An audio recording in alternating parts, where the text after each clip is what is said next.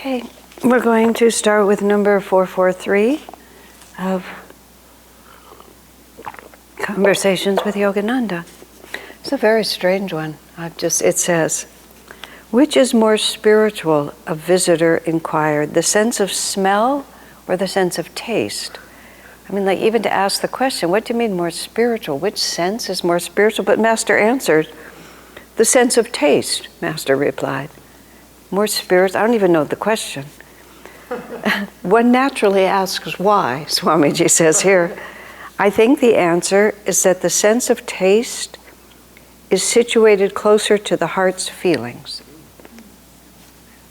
Here? I don't really have much to say about that.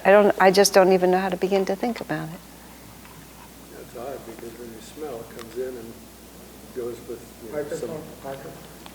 I was just talking. But what Chidambar was saying is that the sense of smell is associated with the breath. And it seems like the sense of smell is closer to the spiritual eye. So you would think it would come here. And the sense of smell, is very evocative. Oftentimes it evokes. I mean, if I had been randomly asked, I would have said the other way. Also because the sense of taste is grosser. You taste something. You have to have something physical. Well, I suppose the sense of smell is also physical. It's just it's not perceivable with the eyes, because there has to be something in the air that you're smelling. Anyway, there it is. And I'm sure Swami felt exactly the same way. Yeah, there it is. But he did have some intuition on it, because Swami himself makes the comment that it's closer to the heart's feelings. Yes, did you have a question? No question, just fun coincidence. I taste thy name, so sweet, so sweet. Oh, yeah, I taste thy name, so sweet, so sweet. Huh. I will sing thy name, I will drink thy name, I will get all drunk. And that you do talk about the taste of milk and honey, sweet like nectar. There's more images. I mean, there's not a lot of images about how good God smells when you think of it. I mean, although sometimes, there's, I think Ekaver has a question or a comment. There's sometimes are, astral emanations that are associated with miraculous events. So, Yeah, isn't there also the taste of honey when you have the Kachari mudra? Right. That would be, yeah. Yeah. So there is that. Yeah, and there is much more spiritual literature, but you do sometimes hear you'll hear the fragrance. The phrase fragrance will come, or the perfume of things will come. So who's to say? Anyway, there it is. I thought it was sort of fun. So, number 44. Visualize a ball of light, Master once said. Expand it with the speed of thought. You can just do that for just a minute. So you visualize a ball of light and you expand it with the speed of thought, which is to say, there is no delay, because you don't have to build it. You just have to imagine it. You might go on expanding that light throughout eternity and never reach the point where you could say, here are the boundaries of space. Don't you see? It is all mental. The whole universe is only a dream. Scientists declare that despite its vast size, the universe is finite. The only thing that cannot have anything beyond or outside it is an idea. The universe meaning the physical universe. The only thing that cannot have anything beyond or outside of it is an idea. Because the idea can just include it. It gets to the edge, it meets something else, and that just simply embraces that in its idea. Were God to expand that idea, the universe itself would expand with his thought. The moment you ask, what lies outside my idea, you've expanded your thought of it. Oh my.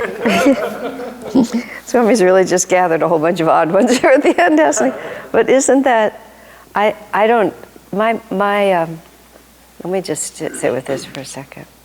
I was about to say, my mind doesn't work this way, but it probably does. I just haven't I was listening to Swamiji talk one of the,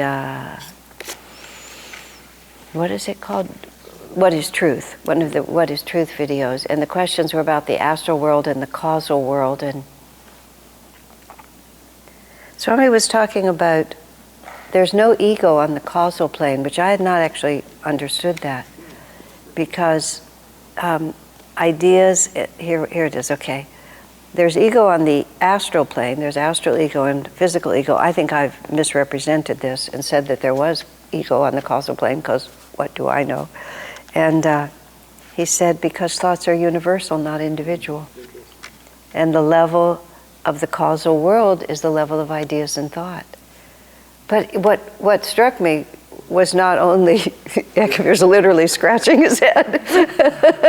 I think it was coincident, but it was just perfect. What struck me was how phrases that are classic phrases have much more depth of meaning in it. I had never thought, I never would have connected thoughts are universal. The causal plane is the level of thought and idea. Therefore, if those thoughts are universal, then there's... Now, Swami said there is individuality on the causal plane, but there's no ego, because thoughts are universal. Now, doesn't that just take us all places that we really don't know how to go? But it's fun to contemplate it, isn't it? I was talking to someone yesterday about this book, the name of which I no longer remember, and I don't think I have it anymore. It's published in India, and it's sections of Lahiri Mahashaya's diary. Apparently, he kept a diary for much of his life. It's in Bengali, and somebody translated some of it and published a book, the name of which I don't remember, but it wouldn't be hard to find. It's an annoying book because the man who translated it and sort of edited and wrote the book mixes up his own thinking with Lahiri's thinking, and so it's not a very linear book, and so it's frustrating.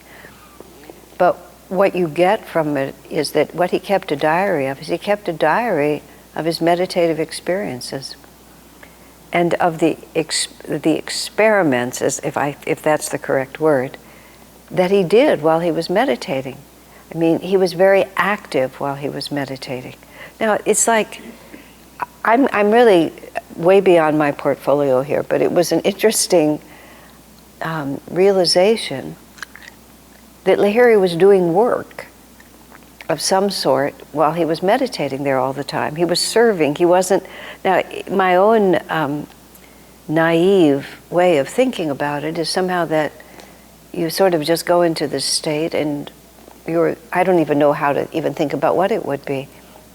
But I tie that to something that Master wrote in a letter to Rajasi, suggesting to Rajasi various experiments he could do in his high states of meditation. You could try this might be interesting, this is entertaining, this is something you can do. I don't have a clear example that I can give you, but it was just the suggestion that there's all these different things you can do once you're in these very elevated states. Now, if you start thinking about it being ever new, you realize that something is going on. What I felt about Lahiri's diary, insofar as I was able to penetrate it at all from that book, was that there'll be a higher age when that book will really be, people will really use it, because that kind of meditation will be more widespread. The disciples of this path will not be so busy creating this path for others. I recalled when, in the early years of Ananda, when Swamiji worked he always worked so hard himself, and he had all of us working very hard. And I remember somebody who didn't want to work that hard came to Swami with some passage from one of Master's books, where it said, basically, you meditate 5 or 6 hours a day, do a little God-reminding work, and, have a light vegetarian dinner, and that's sort of like what you do. And he was protesting. You're leading us astray. Swami looked at it, he said, oh, that's for a higher age. Just like that. He said, right now we have too much work to do. And it's like, we're here to establish it, and we just aren't going to be able to live like that. They joke about it like, the first pioneers, the children don't get music lessons. The next generation of immigrants, the children will get music lessons, but the first generation has to work in the laundry and the restaurant. Nobody gets music lessons. But their children get music lessons, and their children become doctors. Because there's just stages. And so Swami often would say to us, we're just in a stage where we incarnated to establish it. We just don't have the leisure to sit back and enjoy it in a certain sense. Of course, it's our very, very, very good karma to be able to participate in helping to establish something that will benefit millions over time.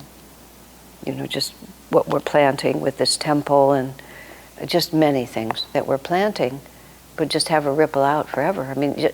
Very seriously, just establishing a temple of self-realization at a time when there are almost none, and really planting it and thinking how many people's lives are affected by what comes from here, and everyone who tithes or donates and makes it happen, makes it possible to maintain the building, to have the staff, to advertise. Every being who is uplifted by that, the karma of that comes back to those who made it possible. And that's not the only reason to do it, but it's a fact. One gets very, very good karma. There's a letter, Ananda, the woman who lived in Ananda village, Bharat's wife, Anandi Cornell. As it happened, she found out, she didn't know it until later, she had an uncle who lived in St. Louis, and it turned out her uncle was involved with Master. And she only found out because, I think it was only after he died, that there was a letter from Master in his effects. And Master was urging him to financially support the St. Louis meditation group, SRF meditation group. And in the letter it says, those who support this work will receive many blessings from God, including realization.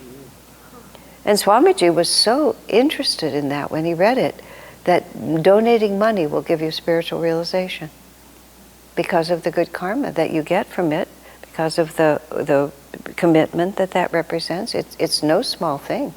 It was very interesting. Swami was quite intrigued by all of that. I had the thought in a related but an interesting way.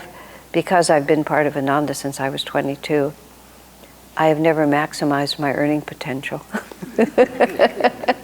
Which is a pretty general way to put it. Although perhaps I could have made a greater mark in the financial world than I did. But toward the end of my life, my father's business was prosperous, not on the level of anything stunning, but it was prosperous, more prosperous than it was when I was growing up. And as a result, I inherited a certain amount that has enabled me to publish all 4 of the books that I've written. And that sort of, I've held it, I've used it for other things, but I've held it for that purpose. It's financed my travel and so on. Helped build the school. But I actually realized the other day, my father gets the good karma of that. Because I didn't earn that money. It just came to me, it literally came to me effortlessly, and then I just said, what am I going to do with this? I gave most of it away, and then I kept some. But I thought, he did. He worked very hard. I watched him work very hard at the end of his life. And now all that good karma gets to go to him. Isn't that nice? It just made me so happy, because he's a good man. And it was just, it's one of the ways in which our families are blessed by what we're doing. If he didn't have a devotee for a daughter, that money would not have been able to be used in such an expansive, spiritually uplifting way for so many people.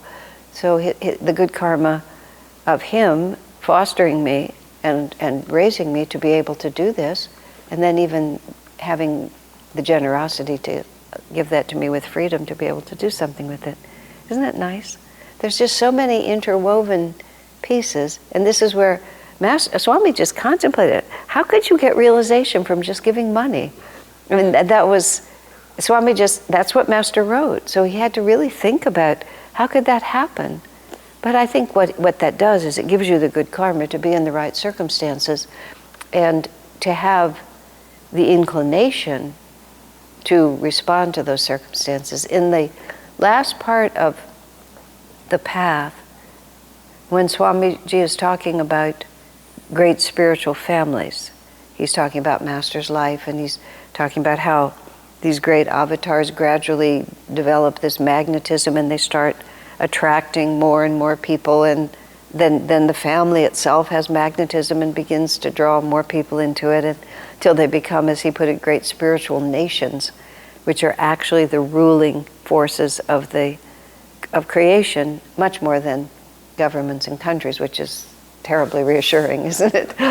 But he uses that phrase.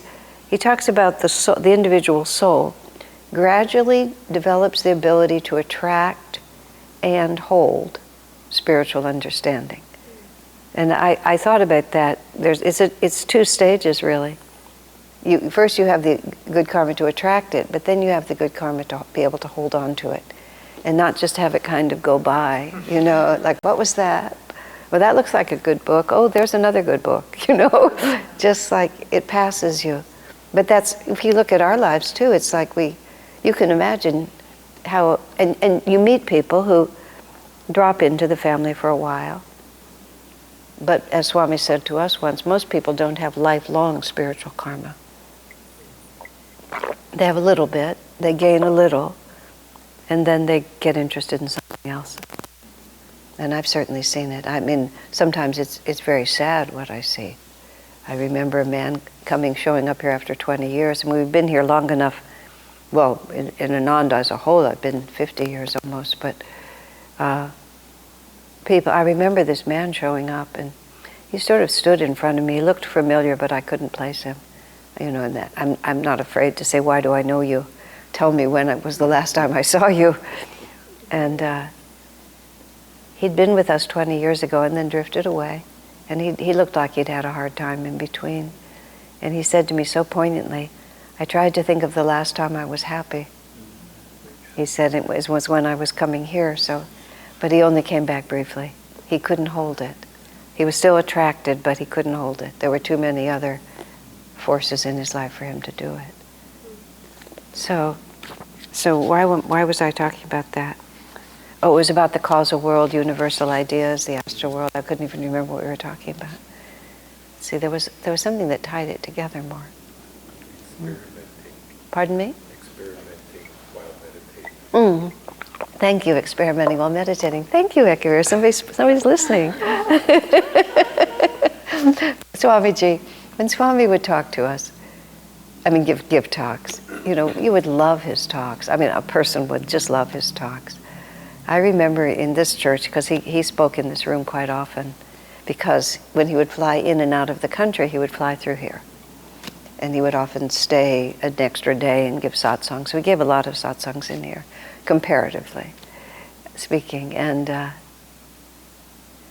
remember just gradually appreciating, it came to me one evening, and then I made it a practice afterwards, that he was only and primarily sharing vibration.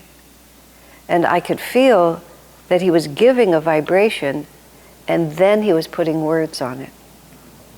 Whereas you would think he was giving words, he wasn't. He was giving a vibration, and then that vibration would take the form of words. And so I started trying to receive what he had to say more as the level of vibration by a practice I developed where I would just concentrate word by word.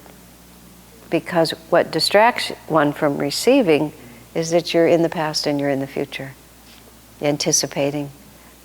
I had heard him speak so often, of course, that sometimes he would say things that were entirely unexpected, but often I learned that like when I listened to him speak in Italian, which I don't speak at all, but there would be enough, often I could follow his thought because I could get enough words that I could just know approximately what he was going to say, and I could still get the vibration. Once I remember when I was in Italy, I realized I felt that he'd been communicating very clearly with me And I realized he was speaking Italian. And I actually didn't understand a word of what he'd said, but that also reinforced my thought that it's first a vibration and then he puts the words on it.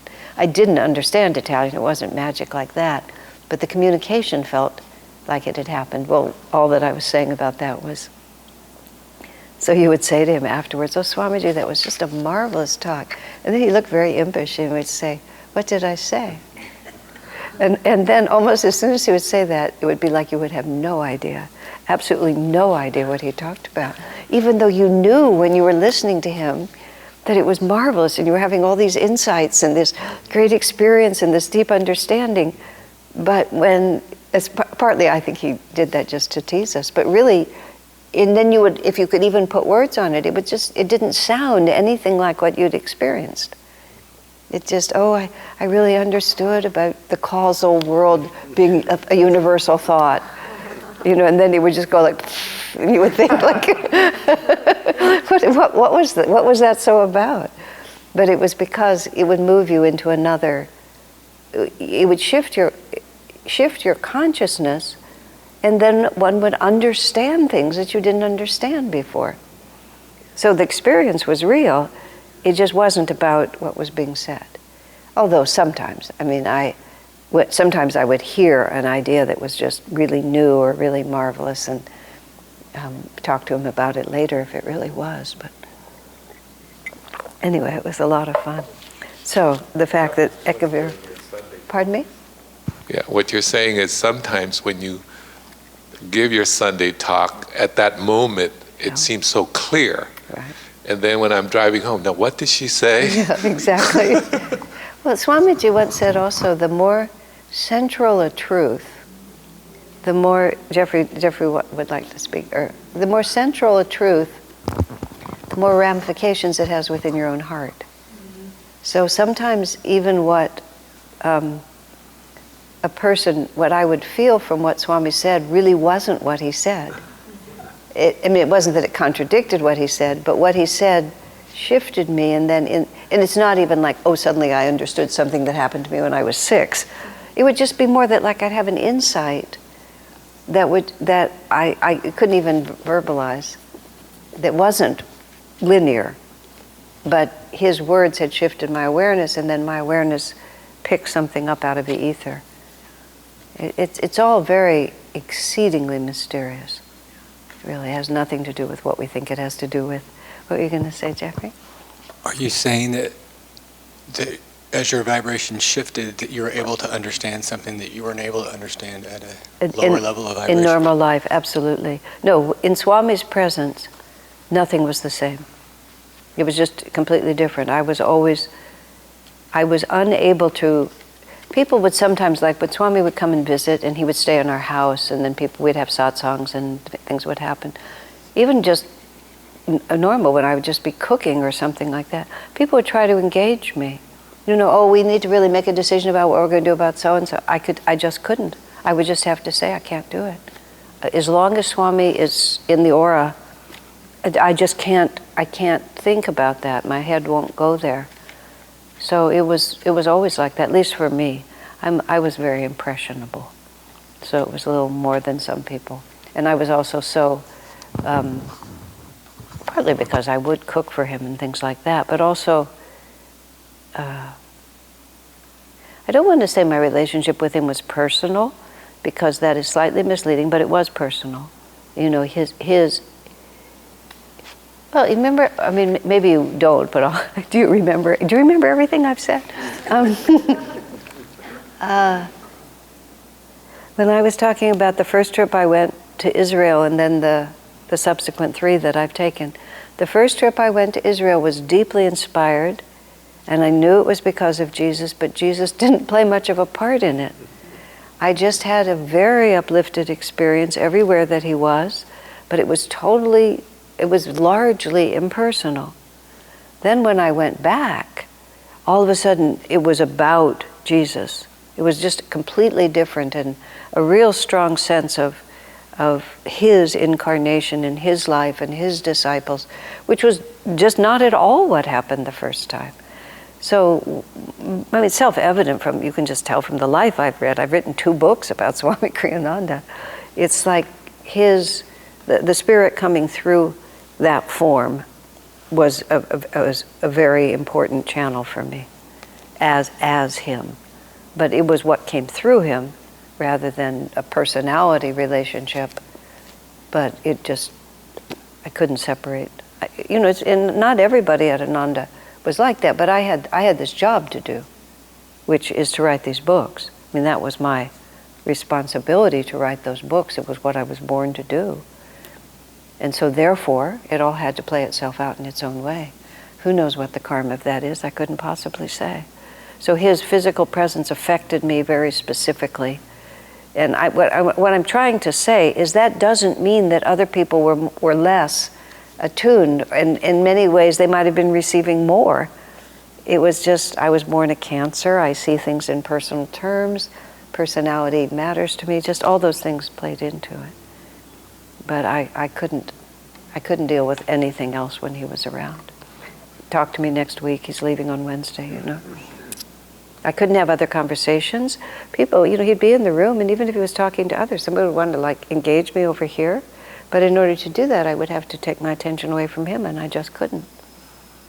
I mean, if I was just sitting there, just doing nothing at all, I just couldn't. It went against the grain. It was nice. I miss him. I mean, by no means was I in a state of super consciousness all the time. Ha ha, I wish I were. But I was preoccupied. Yeah. Does that make sense? Yeah, so in his presence, lots of things were clear that weren't clear afterwards. And that was, that's for me and for others. There had been many times over the years since he died. What are we now, 6 years? Yeah, April this year, 20 years, be 6 years. Am I good? 7 years. I just wish I could just go where he was, because things would straighten themselves out. If I could just get on a plane and go where he was, because all my spiritual life, periodically, I could do that. I could step into his aura. So the challenge is to do it without a physical presence, which sometimes works better than others. But I have to remember, Swamiji was 26 when Master died. He had 3.5 years with Master. Just in those just very early years. He wasn't even 30 when Master left. And Swamiji did not expect it. Master was not 60 years old. And Sri Yukteswar lived 25 years more. I mean, it was not like there was anything that would have made Swami think. And they were going to go to India, and Master was giving him, it was just all this expectation that Swamiji was at the beginning of his life with his guru, and all of a sudden he was at the end of it. And he rarely talked about that. And his relationship with Master was so vivid and so present tense and so completely, such a completely open flow of energy that honestly it was years before I realized how little time he had, because he never complained about it and he never spoke of it as a problem. And I was too unaware to appreciate what it must have been like for him. And that was, I've told some of you before, we were in somewhere, Gurgaon maybe. We were somewhere where there was a satsang. I believe I was present. Now I'm a little vague. Yeah, I was present. And Shivani, it was just open questions. And I believe it was Shivani who asked Swami, how did you feel when Master passed? And I thought to myself, this was in India, so this was after 2003. And I thought to myself, I never thought to ask Swami that question. And I'd never heard that question asked. How did you feel when Master passed? I'm sure Shivani was anticipating us losing Swami. And Swami became very, not unkind, but rather distant suddenly. And he looked at her and he said, that's a very personal question, like that. And she's not easily dismayed, so she didn't take that as a scolding. And then he was silent for a moment. Then very quietly he said, "It was heartbreaking." And that's all he said. And I thought to myself, my gosh, all these years I've never thought about what this meant to him. Because he never made it seem like an issue. And he never seemed like should be an issue for us either. I think, and now that I'm saying it all out loud now, I'm thinking it through. If he had made it seem like an issue, what would we have done? I mean, we never had Master at all. If he had made it seem like it mattered that Master had left, where would that have left us? And that's what, of course, that's the entire reason. Because when he actually was finally asked and revealed, there was such a depth of feeling in there, and you realized how much he has been had to deal with. Well, he was 44 when I met him, so that was already quite a long time. But no, actually not even 20 years. But everything Swamiji did was to serve Master's work. And even a breath to us that we were not going to be able to relate to Master because we hadn't met him in the body, it just would have been devastating. I mean, devastating to our confidence. He had to present it like it was no obstacle. And even on other occasions, he actually said that we were lucky. He said because it was so confusing. It was so confusing to know that it was God himself and that he was having dinner next door. That's how he put it. Just to reconcile the two realities that were so contradictory, because Master was completely natural, just like Swamiji was. He was just completely natural. And so you never had this affected.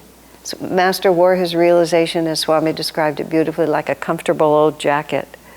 He didn't have to in any way protect or posture. And some teachers have to protect more. They just have to be more withdrawn because, who knows, it would be presumptuous of me to say things. But Swami had made comments. He commented about Ramana Maharshi, who was a very great saint, but he was very austere.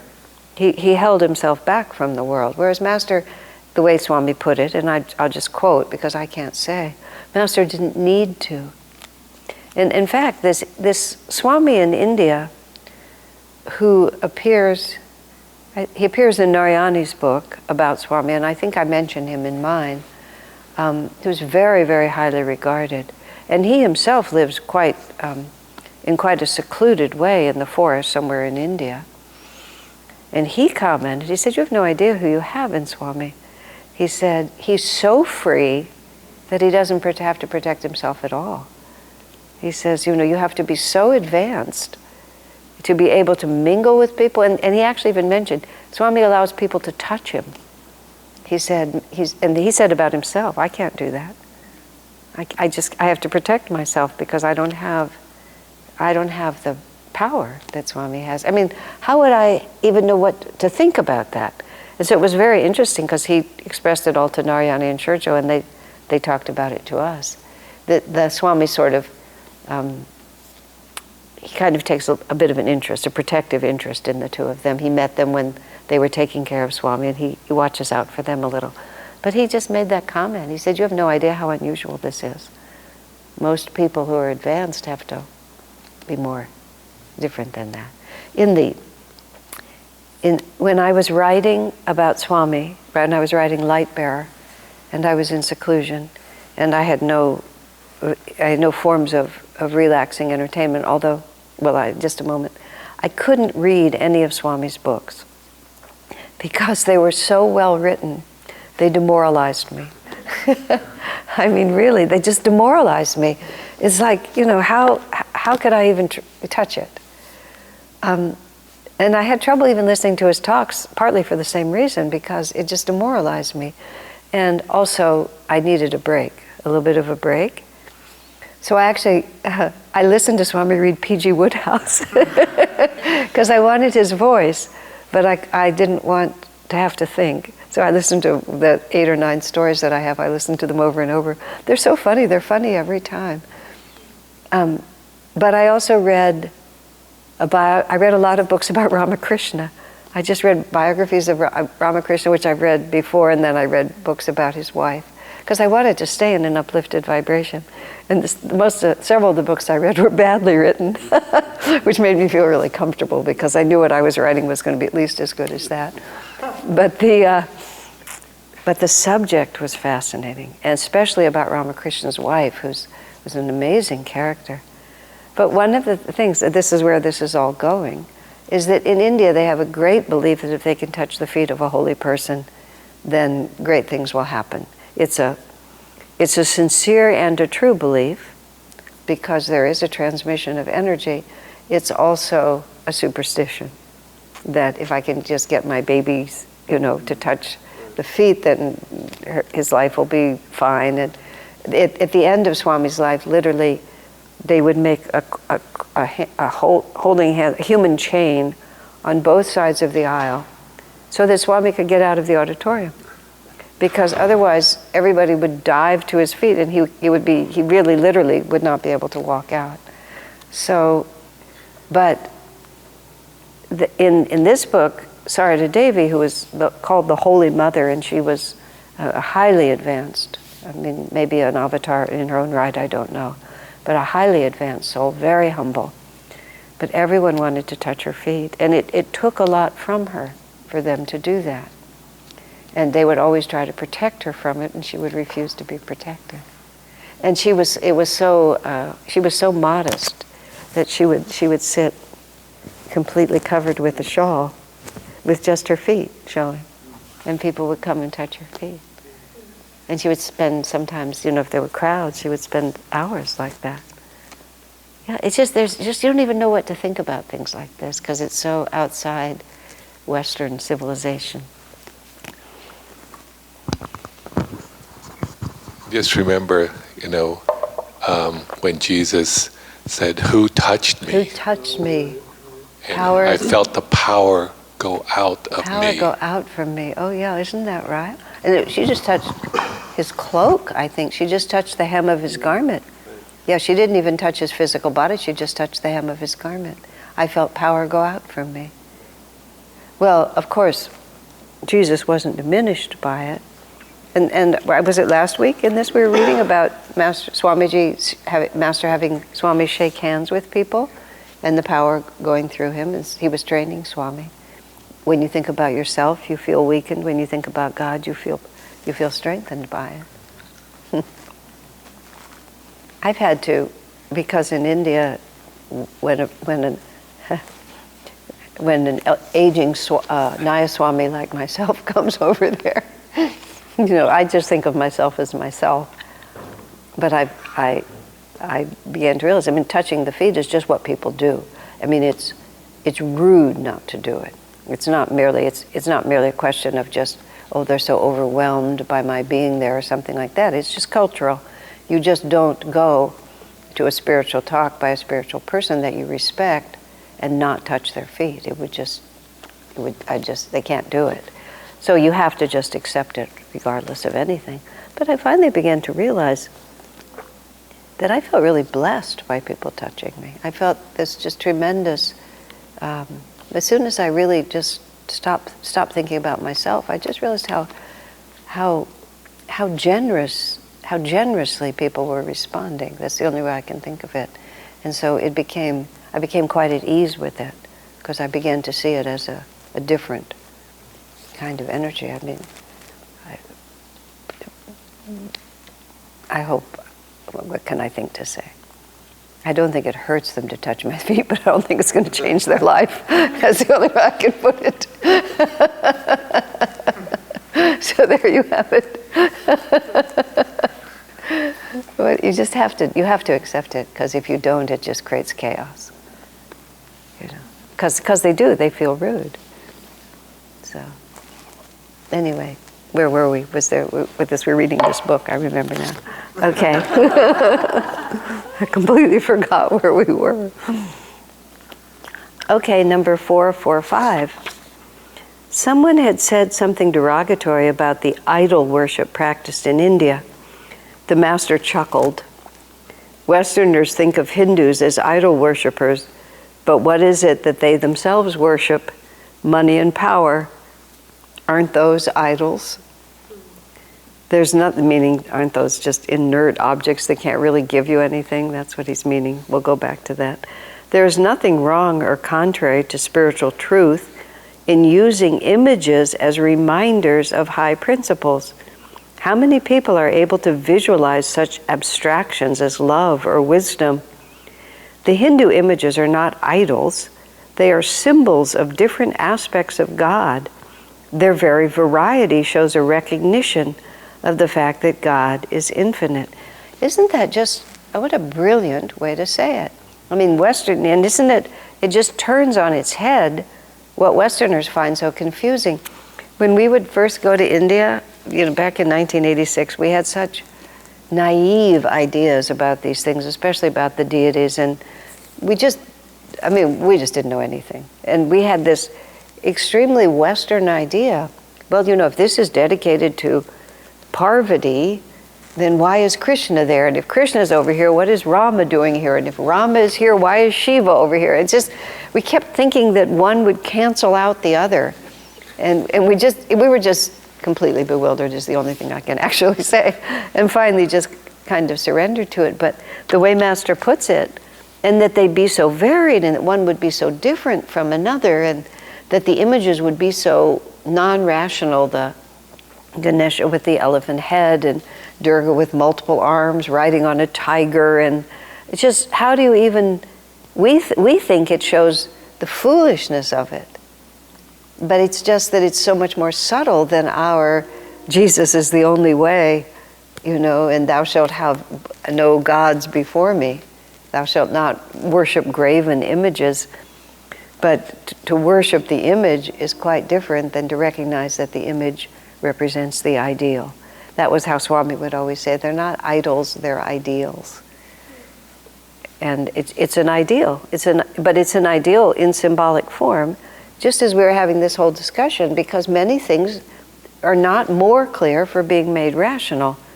They're more clear by being made symbolic. I'm going to talk about that for a minute. Not a few years ago, but when Swami was still with us, I don't remember when it was, but it could have been 20 years ago. We went to visit him in Sisi, and he had this documentary he really wanted to show us, which I will say it exactly. Star Dreams, it's called, with a Z at the end, Star Dreams, which is an odd sort of name. It's about crop circles. And crop circles are these remarkable patterns that appear in fields of wheat or fields of rice, and they happen a lot in England. And they actually happen a lot around the world. And they just, like from night to morning, from morning to afternoon, there's things that's multiple acres, and there's countless anomalies in it that make it extremely impossible that they were created by human hands. And then there's lots of really marvelously eccentric people who are completely dedicated to them. So you have not only the phenomena, but then you have all the eccentric people. And in this particular documentary, which is quite enjoyable, you have some really fun, odd people being interviewed. But it's very fascinating. And it's really a much more widespread phenomenon than is known, because the mainstream press just doesn't know what to do with it. And every so often, somebody will try to prove how two guys with tractors could have done it in the night, And then somebody else will show how two guys with tractors couldn't have done it in a week. Things like the plants are bent but not broken. So the plants are not injured. And Swamiji also had this beautiful picture book that someone had given him, and because some of them, they have to take them from an airplane because they're too big to see. Absolutely beautiful. But you don't know, it's not a verbal message, but you can, at least I could feel that this is telling me something. And it's telling me something that's really lifting my consciousness, but I don't quite know what it's saying. It's symbolic. In other words, it's some kind of symbolic communication. The several explanations for what causes them. One is that the living spirit of the earth is projecting it upward, which was also, when Swami sort of gave some credence to that, I had to back up a little bit, because I had never really seriously thought about the earth as a conscious entity. And I said that to Swami, and he said, well, of course it is. It was just like, it's like, how could you be so dense? I mean, think about it, how the soil and the air and the water, how everything interacts. It's all living forces. Of course it is. And the other is that it's being projected from more advanced civilizations from outer space. That's the one Swami thought was more likely. He thought that it was being projected by thought, that it was the power of thought manifesting instantly, because they seem to just come instantly.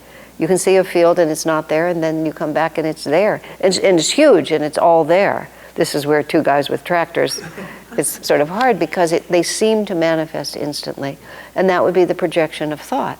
Just when we're going back, if God chooses to project the thought. And so you could have more advanced civilizations that are adept that are at Satya Yuga, for example, that are adept at thought transference, and they just transfer the thought, and there's no time because thought is instantaneous. And are they a sort of a warning message trying to get us into greater harmony? When you look at them, they're so beautiful and they're so harmonious. You really feel like this is giving us something.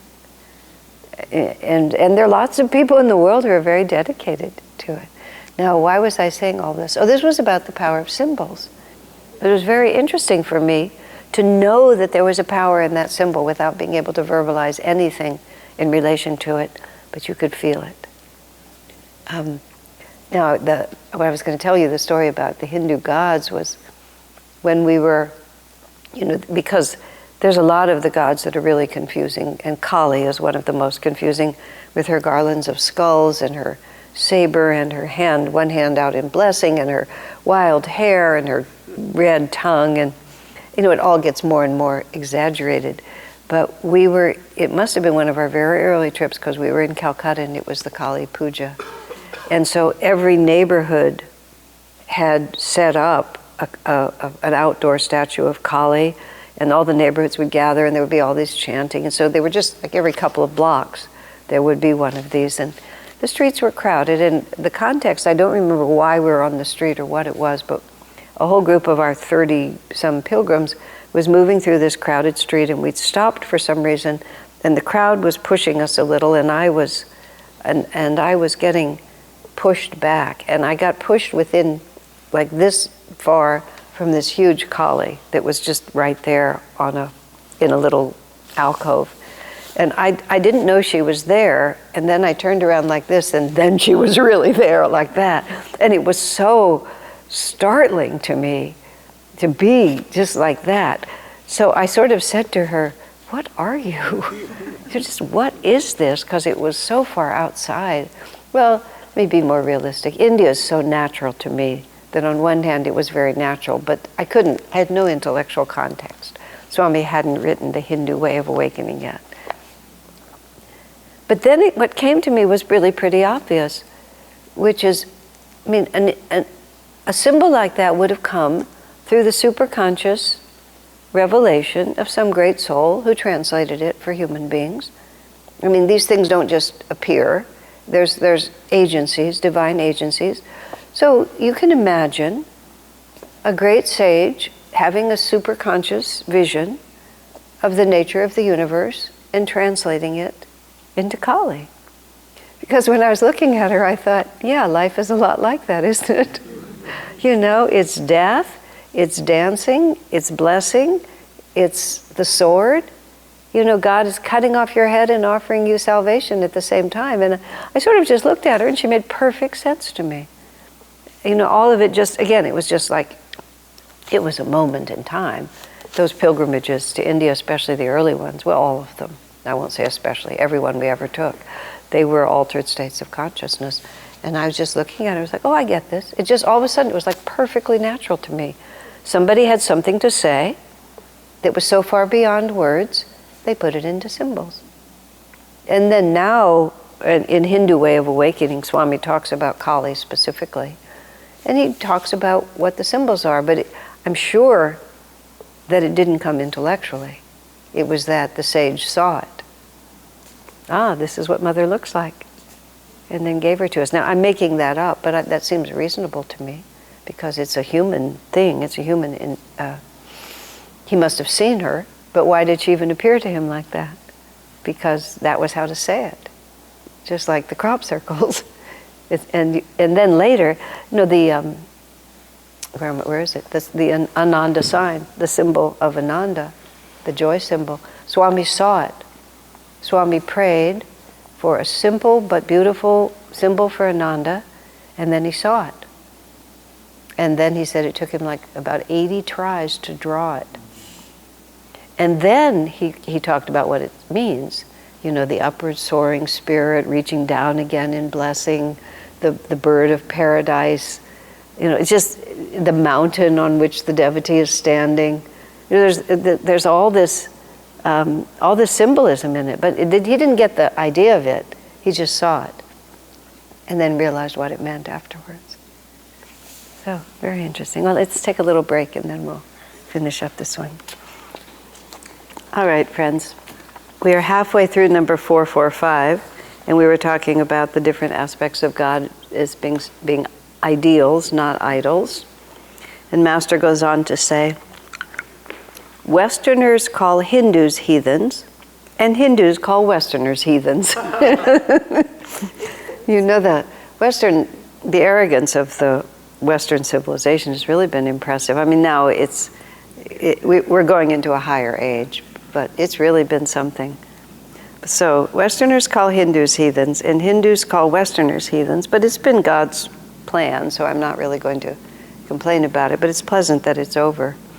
It's especially pleasant for the poor people who've been oppressed for so long by one civilization or another. I'll comment on that in a moment, but ignorance, Master said, is 50-50 everywhere. When the wise meet, however, there is only harmony and understanding. Master says, when I visited the home of Therese Neumann of Connersreuth in Germany, that's in Autobiography of a Yogi, he talks about that, she sent word down, I will see the man of God from India. Her bishop had forbidden her to see anyone. She couldn't accept any visitors without his permission, but she said, I will see the man of God from India. And it's even, she sent word down. She hadn't even seen him, but she knew who he was. Therese is a real saint, Master said. And then Swami adds this, the Master revealed to us that she was Mary Magdalene reincarnated.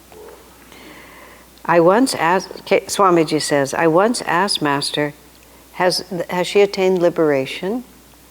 Not yet, Master answered, but she is in Nirvikalpa Samadhi, the highest Samadhi state. She is what they call in India, Jivan Mukta. Oh, I love that whole part of that.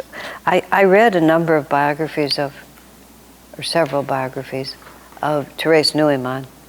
And, what Master describes is just its tiniest little fragment of her life. She lived a very full and very expansive life and was highly regarded by many, many people.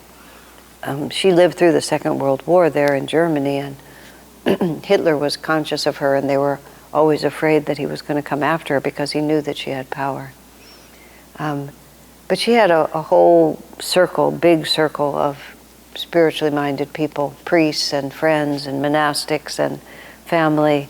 And she went into trance and into visions often. And she would travel with her friends, and then just periodically, the way it was described in the one book I remember, they would just be driving along, and they'd realize that she'd gone into some trance, and then they would all stop, because she would just mostly go back into the time of Jesus, and she would just be living in that time. She would be having some other revelations about God and Guru and so on. And so they would just stop everything so she could talk to them. And one of the things that they touched on, which was so fun, maybe Master has this in his autobiography, because she didn't have to eat, and because she just didn't have any bodily functions or drink like everybody else did, she would often tease her friends about just what a nuisance it was, and why didn't they just be like her? It was all so much simpler for her, because when they traveled, they had to take food, they had to stop and eat. It was expensive, it was tiresome. But she was just very In other words, very natural and lighthearted. And that's what I got mostly from reading about her, was because what Master describes is so dramatic, of her bleeding and weeping and all of that. So you don't think about the rest of her life. So it was so refreshing to just read what a really great saint she was in the same bhav that our line is, of great naturalness, spontaneity, humor, and all of that. But when Master says she was Mary Magdalene, and then when Swami says that Master was Jesus, I mean, now that whole chapter in Autobiography of a Yogi gets really different. If Therese was in Nirvikalpa Samadhi, she of course knew who Master was. How could she not? So everything about that chapter, you just start thinking, like because all Master says is he put himself in a superconscious state so he could experience what she was experiencing. That's all he says. He doesn't then tell us what happened in the superconscious state or anything like that. But imagine for her, there he is, he's come back again. Just there's so much that's not written in the book that's just touched on there. Also, the question is, and this is Swami asking too, it's been 2,000 years since that incarnation. But, as Master writes elsewhere, once you're in the state of Jivan Mukta, sometimes you just remain that way, because you can just keep coming back to help people. So you allow it to just run as long as you want. So it's not necessarily a limitation that she hadn't achieved, because at any point, Master says, a Jivan Mukta can just become a siddhi just by siddha, just by dissolving it. So what has she been doing for all these years? Who knows? And the stories about her life, there's some of them are, I've never studied her, so I don't really know. But they said for the many decades, she lived many years after Jesus died and just lived in a state of ecstatic communion with him and enlightened and helped many people. Interesting. Being Mary Magdalene, Swami writes it. Does he write it in the Path? Where does he write this? But he writes about it somewhere, about, she'd had that life. When she was Mary Magdalene, she'd been a courtesan. So she'd had a lot of relationships with men that might not have all been completely happy for her. But she was so not interested. And that it's written there that when men would come courting, she would chase them off the farm with pitchforks. It's just I'm not there anymore. It's not my life. So she never married, even though she never entered a monastery. She just didn't want that kind of life ever again. Fascinating, isn't it? They just drop in these little backstories, and then all of a sudden. I would have loved to ask Swami. Well, he probably would have told us. Did Master ever say much more about her? But the whole question of Master being Jesus was not something that Master allowed to be discussed when he was there. When Swami's small effort to do so did not bring any result, at least not with Swami. So, any comments or thoughts before going?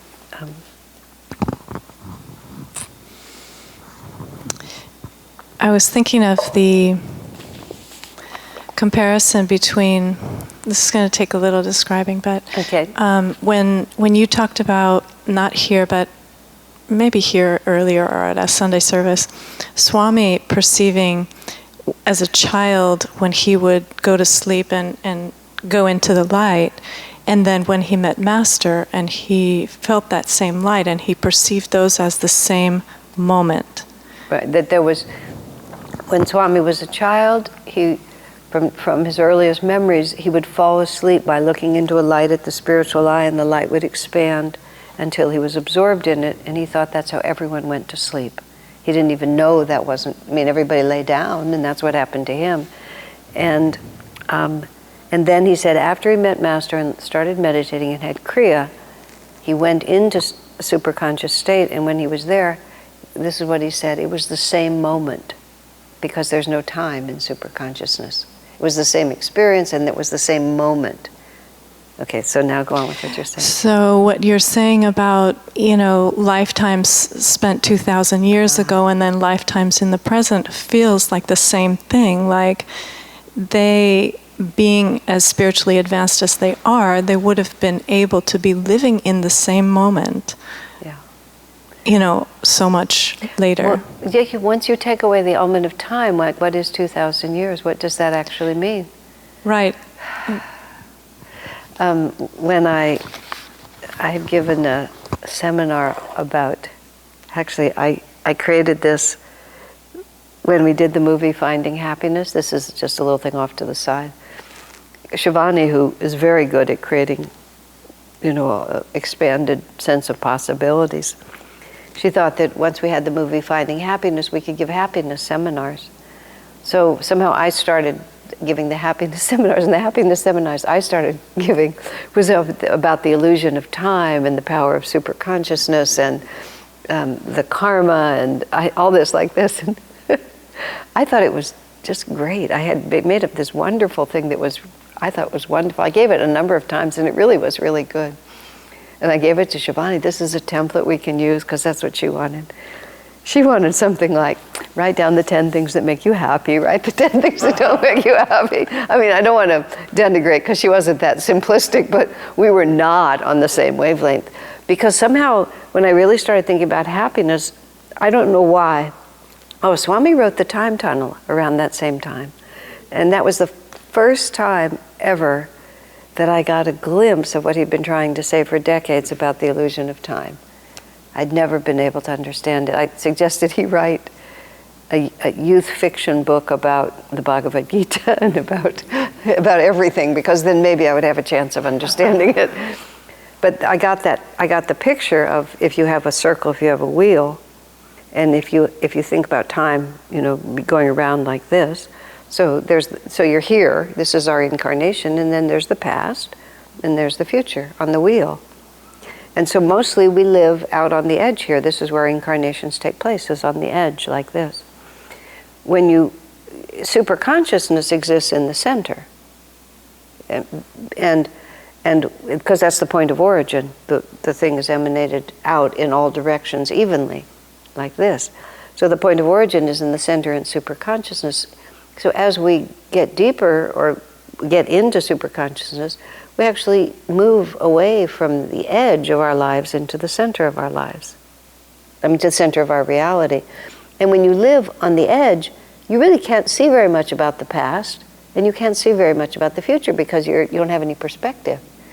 But when you move toward the center, even if you just move a little toward the center, you can look at the spectrum, you can look back at the rim, and you'll begin to have a triangular view, which means you begin to think, actions have consequences. And you'll begin to hear about things like the law of karma. What I am today is what I did yesterday. What I'll be tomorrow is what I'm doing today. And you'll only be able to think about that if you've moved even in the right direction, so that it expands. And that's why you see people who are just so unaware of what they're doing. They're just unkind, they're gross, they're rude, and then they don't understand why people get mad at them. It came to me when we very first moved into the community where we now live, when it was inhabited by a lot of transient people whose lives were not always working really well. And I was living at that time in building 2, and there was the driveways right close there. Like at 6 in the morning on a Saturday, that one of the guys next door parked his car about 4 feet from my bedroom window, turned on his radio really loud, and began to work on his car. And it's like, there were like 40 people sleeping there. And I knew he wasn't aware that we were there. He had no sense of the consequences of his own actions at all. And just because he lived so much on the edge, he just couldn't tell. And he wouldn't know why why bad things would happen to him later, and people would be inconsiderate of him. So anyway, so you just move toward the center, but when you get to the center, past, present, and future are equidistant. Nothing is closer. And also the center is unmoving. It's the point around which everything else rotates. Now, why did I say all that? Well, that was the same moment. Because when he was on the edge, he thought he was a child, and he didn't realize that his origin point, he was just as much an adult as he was a child. Once he got back to that origin point, it was all happening at the same time. I mean, I don't know if you all could see that, or I love that whole thing because it's the only thing I've ever been able to do. Swami he had this image that he just loved, and it was this planet on which nothing moves and nothing lives and nothing grows, and he would describe it to us, and there were no other planets around, and somehow or another for him, and apparently for some other people, it did something about explaining time and the illusion of time. I must have heard him do that 20 times. Even to this day, I don't understand it. I just can't comprehend it. He would start doing it again, and I would, I would concentrate as hard as I could. I just couldn't. And he loved that image. I remember when he first had it, because Swamiji having to explain these ideas, he would get very elated when we said it was so satisfying to him when he'd come up with a really good way to explain something that had been hard to explain. Just like I'm so proud of my little wheel here and the dot in the middle. I take any excuse to explain it to everyone because I love it. So he loved this business with this dead planet and what it told him about time. So then he wrote the time tunnel, and then I got this thing somehow. That's me. I can't, what did that have to do with anything? I can't remember, but it was just the fun of it. But yes, exactly. That's how I've understood him saying that the same minute. So when you talk about 2,000 years, what difference does it make? And that's why a Jivan Mukta apparently will just, this is what they say, will just let the karma run because it keeps bringing them back. And Swami says something interesting which I put in Light Bearer about when after her passing, when Tara Mata, who had been his nemesis in SRF, it was sent a posthumous message through another man about how she'd really misjudged him, and she was really sorry that she was acting from another lifetime that wasn't really applicable. Let's see. Oh yes, and then Swami said, when he finally told us about all that, about a year later, he said, I saved the karma for the lifetime when it would be useful, because he needed to be expelled from SRF with absolute unrelenting fervor, because otherwise he was too loyal and he never would have left on his own. So he saved the karma for a time, because there was karma from whatever he had done. In one of the writings about that time, when he supposedly turned against his guru, it actually happened after his guru had died. So it wasn't really his guru that he turned against, but it was against whatever was going on in the ashram. But somehow Swami still felt it was a betrayal. And then he had to pay the karma off. And so he let it be, he saved it for when it would be useful. I mean, these are just one more thing that makes you think, I don't know anything. I'm just a little tiny kid here, just talking about something that is very, very much bigger than me. Well, I think instead of starting a new one, I'll just let that, yeah? Okay, is there anything else that needs to be said before we stop? So we started at 443 and we went through 445.